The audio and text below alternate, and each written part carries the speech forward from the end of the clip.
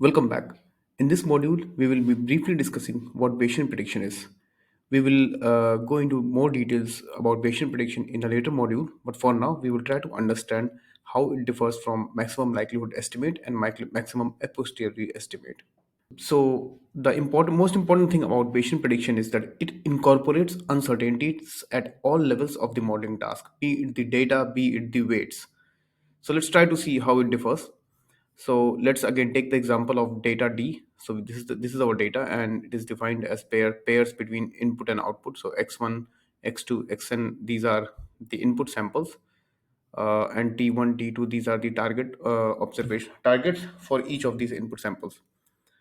Now we have seen in the previous modules what maximum likelihood estimate is and what maximum a posteriori is.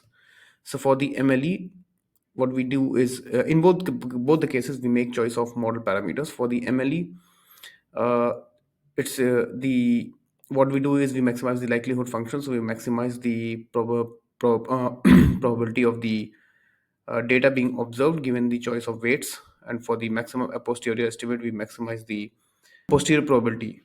But for both these cases, we make a single choice on the weights, be it this one, the WML, or be it the WMAP.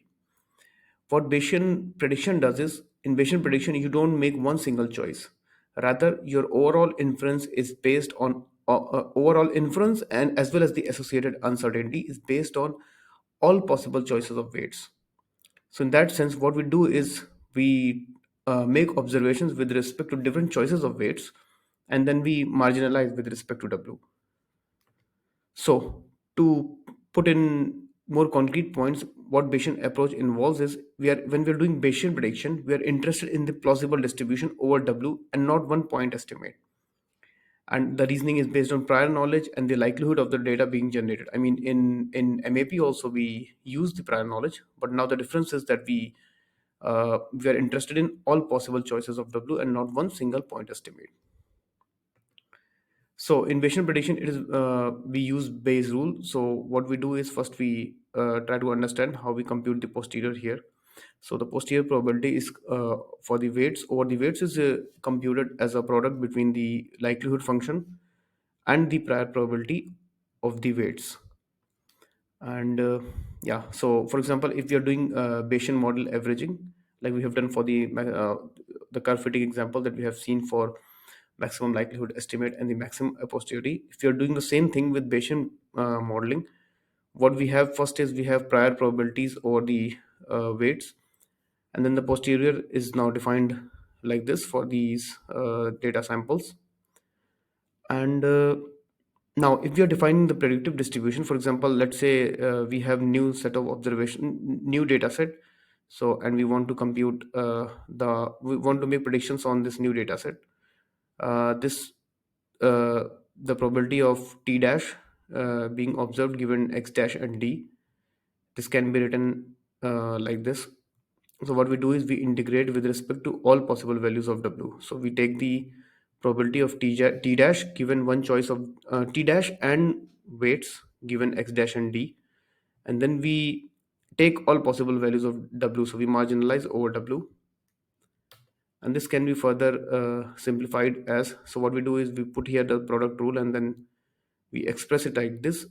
Now if we look at this term, our new, since we assume that our samples are independent of each other, we can remove this W from here, so we obtain this. So this in here we can use the posterior probability that we compute from here. Now what is important here is the predictive distribution depends on here different choices of W.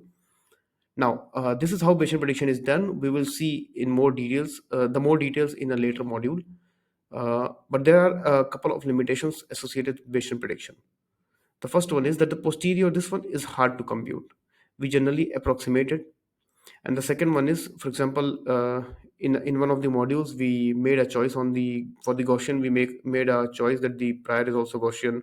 We will see for other distributions also we make choices on these priors, and generally these priors are chosen for mathematical convenience. There is, in general, I mean, in general, when we say prior probability, we have some strong opinion and or strong belief, but it's very common to choose these priors for mathematical convenience rather than belief. So these are some important limitations of Bayesian prediction. I mean, you're if the prior is not known exactly, whatever choice you make, it doesn't have to be very arbitrary. So these two things make Bayesian prediction hard. We will look into more details about these in a later module. Yeah, thank you.